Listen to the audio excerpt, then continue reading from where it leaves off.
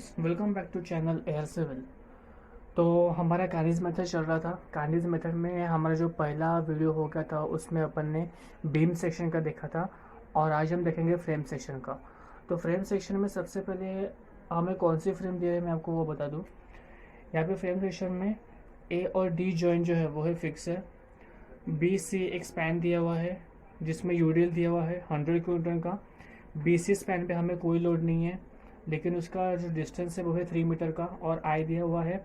और C D distance जो है वो भी ए और बी के बराबर है, मतलब 3 मीटर का डिस्टेंस दिया हुआ है और आई दिया है।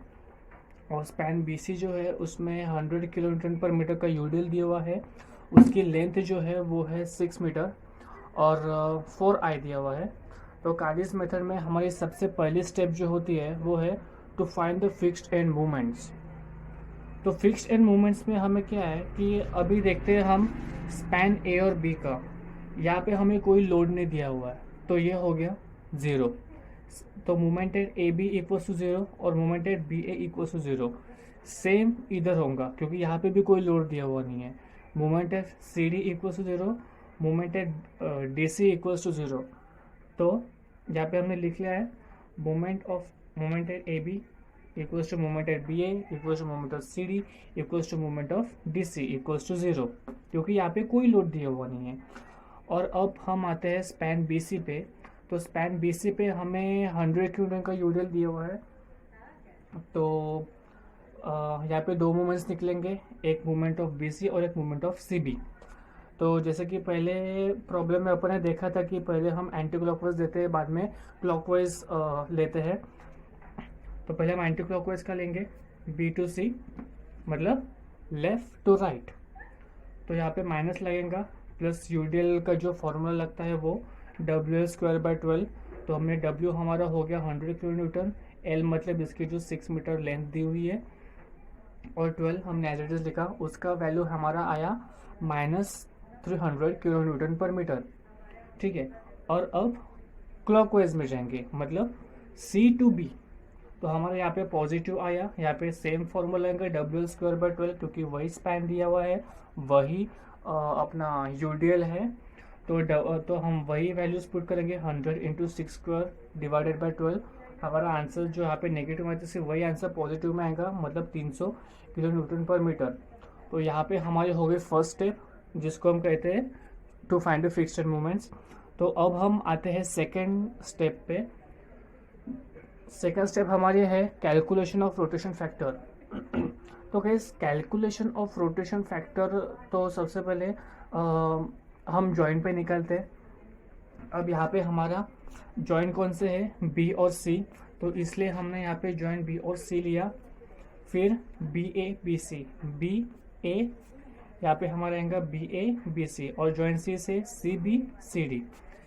लेकिन रोटेशन फैक्टर निकालने के लिए हमें ज़रूरत है रिलेटिव स्टिफनेस की, और रिलेटिव स्टिफनेस में I/L होता है या फिर 3/4 I/L ऐसा कुछ तो भी लेते हैं हम। तो वो क्यों लेते हैं और वो कैसे लेना पड़ता है, मतलब ये फॉर्मूले कहाँ से आते हैं, तो वो उसके लिए भी कुछ दो पॉइंट्स है अपने पास। पहला पॉइंट हमारा ऐसा है, if far end is fixed और continuous then relative stiffness equals to I/L। मतलब अभी हम यहाँ पे जो स्पैन है, अभी जो हमारा जॉइंट है यहाँ पे वो बी जॉइंट है, तो हम यहाँ पे कंसीडर करते हैं बी जॉइंट का। तो बी जॉइंट में हम कौन सा लेने वाले हैं, बी ए। तो बी ए में हमारा फार एंड, तो बी का फार एंड कौन सा हो गया, ए क्या है, फिक्स्ड है। ए क्या है यहाँ पे, फिक्स्ड है। तो हमने क्या लिया, I/L लिया। और बी सी पे क्या है, बी सी। तो B का फार एंड क्या हो गया, C। तो C क्या है, कंटिन्यूस है ना, क्योंकि यहाँ पे सिंपली सपोर्टेड नहीं है। अगर सिंपली सपोर्टेड होगा तो 3/4 into L divided by I, हम ये वाला फॉर्मूला देंगे। लेकिन यहाँ पे कंटिन्यूस है तो हम I/L ही लेंगे। सेम पॉइंट C के लिए, सॉरी जॉइंट C के लिए, जॉइंट C के लिए क्या है, फिर से हम पॉइंट देख लेते हैं। If far end is fixed और continuous then relative stiffness equals to I/L। तो अब यहाँ पे जॉइंट का ये कंटिन्यूस है तो इसका जॉइंट सी पे C B equals to I by L आएगा, और जॉइंट सी पे सी डी फिक्स्ड है तो ये भी आई बाय एल आएगा। दूसरा पॉइंट हमारा, if far end is simple और hinged then it is 3/4 into I by L. मतलब क्या दिया है, अब सपोज ये हमारा पॉइंट बी है और यहाँ का जो दूसरा जो पॉइंट है वो अगर हिंज्ड होगा या फिर बी है, यहाँ का हमारा दूसरा जो पॉइंट है वो सिंपली सपोर्टेड होगा, तो ये वाला फॉर्मूला यहाँ पे यूज़ होगा। और ये फॉर्मूला कब यूज़ होगा कि ये सपोज बी पे है और ये यहाँ पर फिक्स्ड है, या फिर बी है और ये सिंपली सपोर्टेड है, कंटिन्यूस है, ठीक है, तो यहाँ पे ये वाला फॉर्मूला यूज़ होगा। ओके, तो अभी हम उड़ते हैं अपने एक्चुअल स्टेप पे, जो कि है कैलकुलेशन ऑफ रोटेशन फैक्टर। तो कैलकुलेशन ऑफ रोटेशन फैक्टर में हमने बी पॉइंट लिया है, बी पॉइंट में बी ए और बी सी लिया हुआ है, बी पॉइंट हमारा बी जॉइंट है, बी ए और बी सी लिया हुआ है। तो यहाँ में आई बाय एल कैसा है वो हमने आपको बता दिया है। तो आई बाय एल की वैल्यू, आई की वैल्यू यहाँ पे आई दी हुई है, एल मतलब 3 दिया है, आई बाय एल मतलब आई बाय 3 हो गया, तो 1/3 इंटू आई हम उसको ऐसा लिख सकते हैं, 1/3 इंटू आई हमने यहाँ पे लिख दिया है। और अभी स्पैन हम मूव ऑन करते हैं बी सी पे। तो बी सी पे भी यहाँ पे ये कंटिन्यूस है, तो यहाँ पे आई बाय एल ही आएगा। तो आई हमारा क्या दिया है, आई की वैल्यू, यहाँ पे आई की वैल्यू सिर्फ आई दिए है, यहाँ पे 4i दिया हुआ है और यहाँ पे i दिया हुआ है। तो 4i डिवाइडेड बाय l मतलब 4i divided by 6, 4i divided by 6 हमने यहाँ पे लिख दिया है। उसको अपन अगर फर्दर सॉल्व करेंगे तो हमारा 2 डिवाइडेड बाय 3i ये वैल्यू आएगा। सेम हमने जॉइंट सी के लिए भी सॉल्व किया है। और अभी हम देखते हैं कि टोटल रिलेटिव स्टिफनेस कैसे आता है। टोटल रिलेटिव स्टिफनेस मतलब क्या, relative stiffness of first plus relative stiffness of second, मतलब इन दोनों का यहाँ पे आएगा और इन दोनों का यहाँ पे आएगा। So 1/3i plus 2/3i equals to 1i, same यहीं पे आएगा। तो अब रोटेशन फैक्टर के लिए हमें एक फॉर्मूला है, वो फॉर्मूला क्या था कि रोटेशन फैक्टर का फॉर्मूला हम ऐसा कि half into relative stiffness of a particular beam और span divided by total relative stiffness. ये हो गया हमारा रोटेशन फैक्टर का फॉर्मूला। तो वो हमने फॉर्मूला यहाँ पे लगा दिया है, 1/3 divided by 1, 1/3 divided by 1 into -1/-1/2। तो हमारा आंसर यहाँ पे आया है -1/6, दूसरे का -1/3 आया है। यहाँ पे वही फार्मूला यूज़ करके -1/3 आया है और यहाँ पे वही फार्मूला यूज़ करके -1/6 आया है। तो ये हमारा हो गया कैलकुलेशन ऑफ रोटेशन फैक्टर की सेकंड स्टेप। तो अब हम मूव ऑन करते हैं हमारी थर्ड स्टेप पे। थर्ड स्टेप पे मैंने आपको बताया था कि जैसे हमारे बीम या फिर फ्रेम सेक्शन दिया रहता है, मतलब जैसे हमें प्रॉब्लम में फिगर दी हुई रहती है उसके अकॉर्डिंग हमें एक यहाँ पे फिगर निकालनी पड़ती है। लेकिन जो जॉइंट होते हैं वहाँ पे हमें ऐसे सेक्शन निकालने हैं। वो सेक्शन क्यों निकालने हैं, ताकि वहाँ पे हम मोमेंट एट ए जॉइंट और वहाँ पे हमारा अपना रोटेशन फैक्टर लिख सके।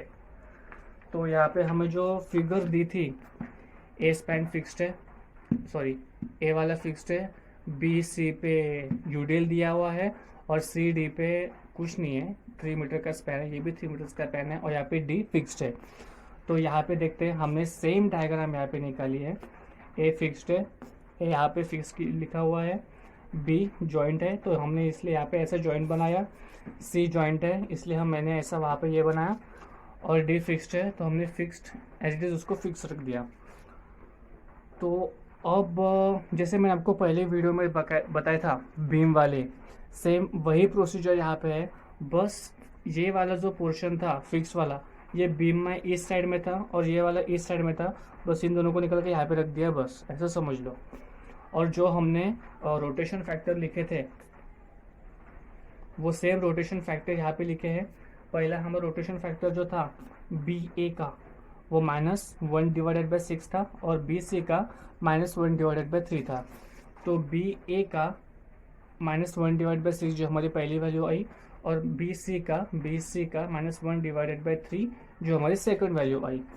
और यहाँ पे हमारा सी बी का -1/3 और सी डी का -1/6 वैल्यू आ गया है।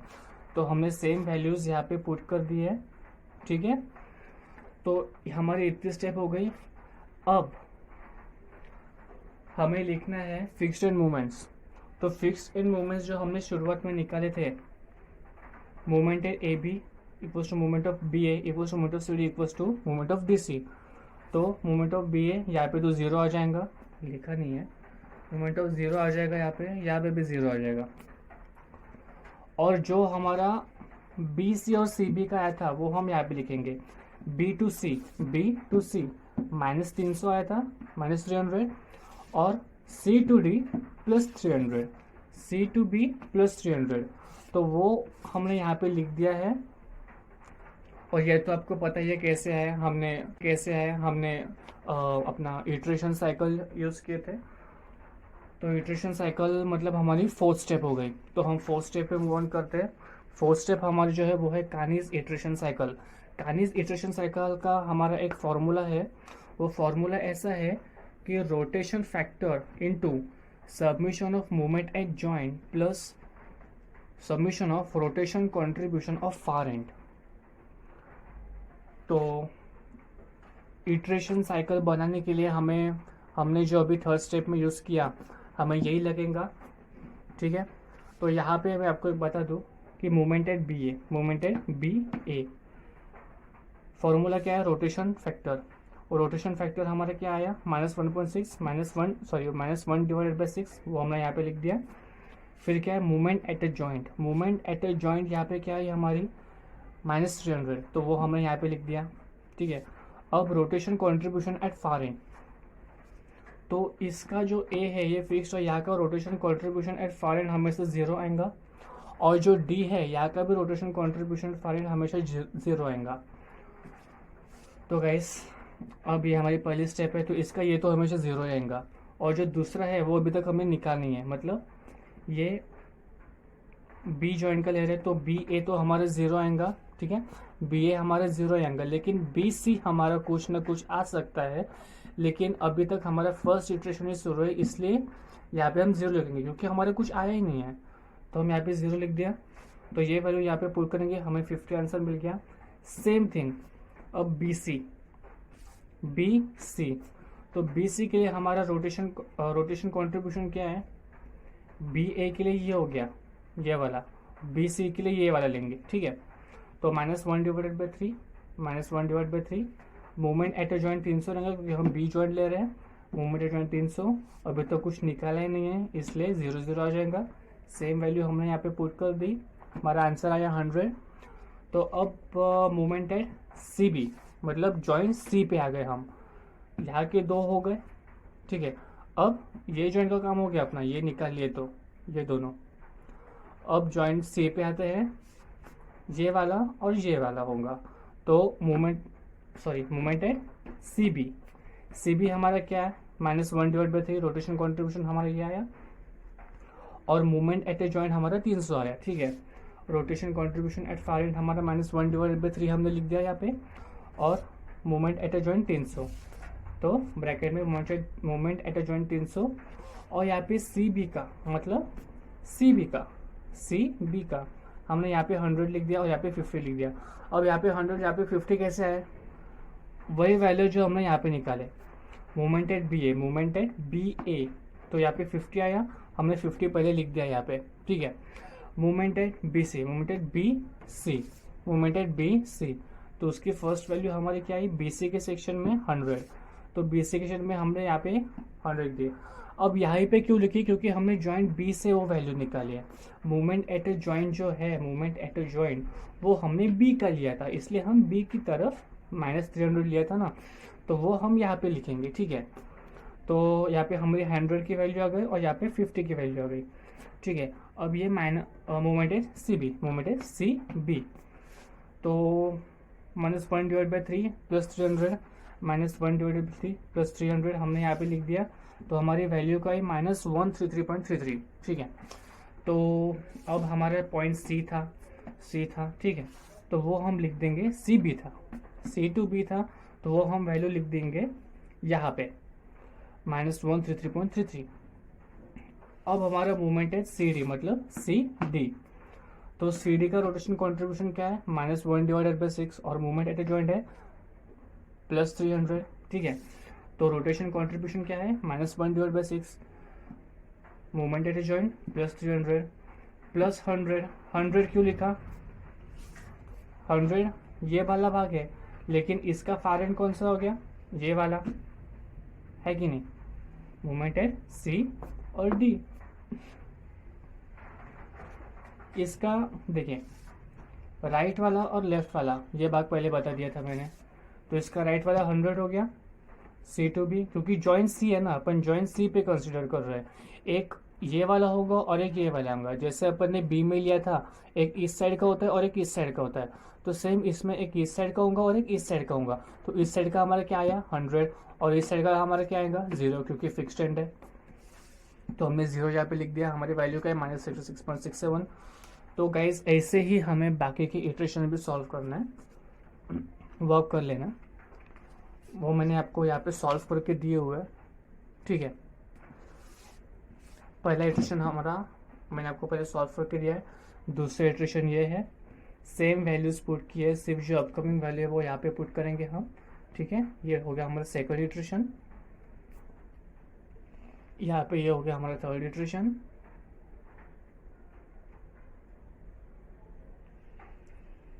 और यहाँ पे ये हमारा हो गया फोर्थ इटरेशन, और सबसे लास्ट मतलब आखिरी का जो है फिफ्थ इटरेशन। अब गाइज मैंने फिफ्थ इटरेशन यहाँ पे क्यों निकाला, क्योंकि हमारा जो फोर्थ इटरेशन है उसकी वैल्यू देखिए 74.69, 74.96, 149.38, 149.93, वैल्यू में इतनी वैल्यू सेम है, लेकिन आप पॉइंट के बाद की जो वैल्यू वो थोड़ी थोड़ी चेंज हो रही है, तो हमें एक ऐसी वैल्यू चाहिए जो दोनों इटरेशन में, मतलब अगर जो वैल्यू हमारी थर्ड इटरेशन में आ रही थी वही वैल्यू अगर हमारी फोर्थ इटरेशन में आती तो हमें फिफ्थ इटरेशन निकालने की ज़रूरत नहीं थी, ठीक है। तो इसलिए हमने यहाँ वहाँ पे फिफ्थ इटरेशन निकाला है, तो 74.96, 74.96, तो 74.99 हमारा थोड़ा बढ़ गया है, तो हमें 74.9 का सीधा 75 ले लिया है, और 149.99 का हमने सीधा राउंड ऑफ करके 150 ले लिया है, तो यही वैल्यू हमने यहाँ पे पुट करके -150 और 75 हमारा ये फिफ्थ इटरेशन की फाइनल वैल्यूज आ गई है, ठीक है। तो ये हो गई हमारी फोर्थ स्टेप। तो अब हमारी जो आएंगी वो है फिफ्थ स्टेप, जो कि है फाइनल मूवमेंट। तो फाइनल मूवमेंट ये हमारी हो गई फिफ्थ स्टेप। तो फाइनल मूवमेंट में हमें एक टेबल बनाना पड़ता है, ठीक है। टेबल कैसे बनाएंगे, अब यहाँ पे A B C D point दिया हुआ है, लेकिन कैसा है, A के लिए एक सेक्शन होगा, B के लिए दो सेक्शन होंगे, क्योंकि B जॉइंट है, एक इधर का सेक्शन एक इधर का सेक्शन, ये भी जॉइंट है, तो इसका इधर का एक सेक्शन होगा, इसका इधर का एक सेक्शन होगा, और ये सिंगल है, इसका इधर का सेक्शन होगा सिर्फ, जैसे A का सेक्शन हुआ। तो इसके लिए और इसके लिए, इन दोनों के लिए एक ही वे बनेगा, और इन दोनों के लिए दो दो वे बनेंगे। तो वैसे ही हमने यहाँ पे दिया है, ए के लिए एक पोर्शन दिया है, डी के लिए एक पोर्शन दिया हुआ है, और इसके लिए हमने सेंटर से लाइन दिया है, इनके लिए दो दो दिए हैं। अब इनके लिए यहाँ पे और यहाँ पे क्यों दिया है, तो इसका एक पोर्शन हो गया, ये ए टू बी हो गया, और ये इसका ये जो वाला पार्ट है ये बी टू ए, और ये वाला बी टू सी, ये सी टू बी, ये सी टू डी। तो सेम ऐसे ऐसे डिवाइड हो गए, ठीक है। तो हमने पहला जो स्टेप है हमारा वो है फिक्स्ड एंड मूवमेंट।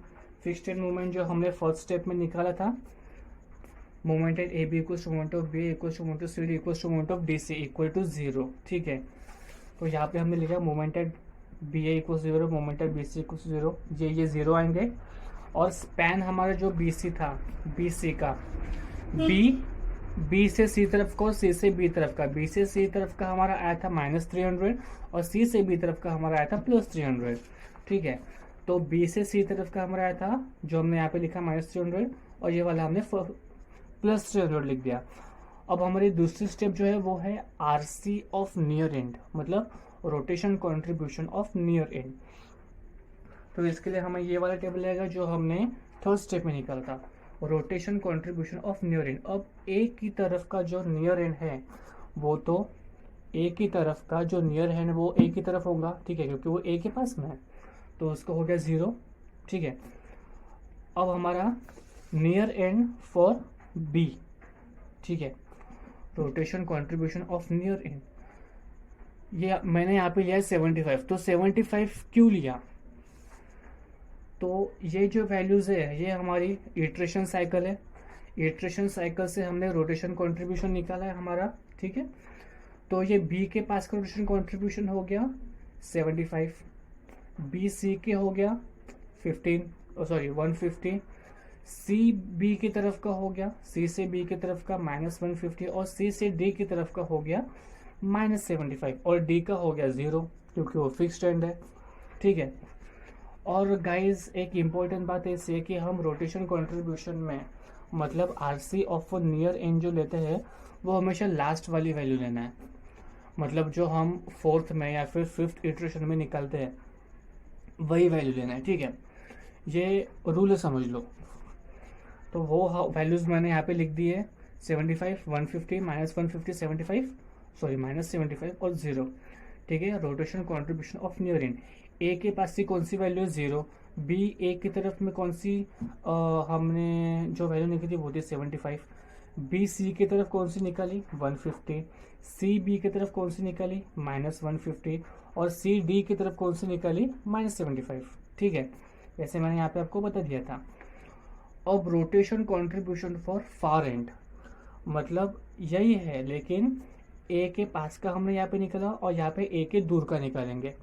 ठीक है, अब ए के दूर कौन सा है, ए को लग के बी पॉइंट है तो ए के पास का ये हो गया। ठीक है, ए को लग के दूर का ये पॉइंट है तो ए के पास का ये हो गया, तो ए के दूर का कौन सा हो गया, ये वाला, तो ये वैल्यू हमारी क्या है 75। ठीक है, तो सेम वैल्यू हमने यहाँ पे लिख दी।